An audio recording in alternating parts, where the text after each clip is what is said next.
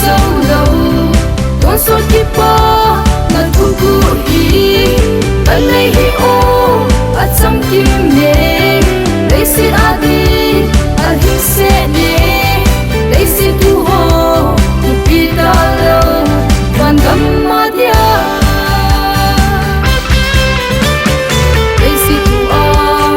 lungmong talo Leiset la kipa talo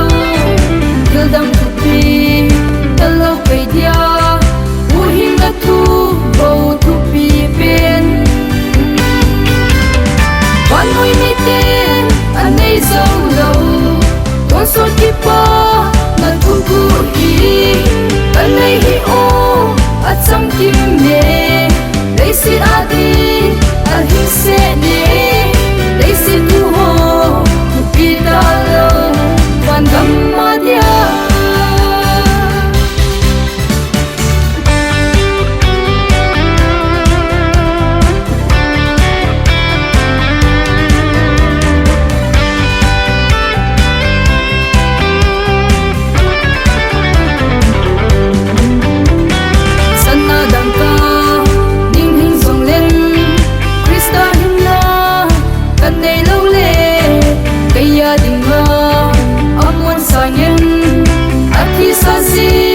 Leiset go hi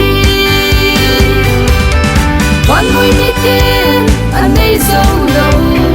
Tonsot kipa na thuguh hi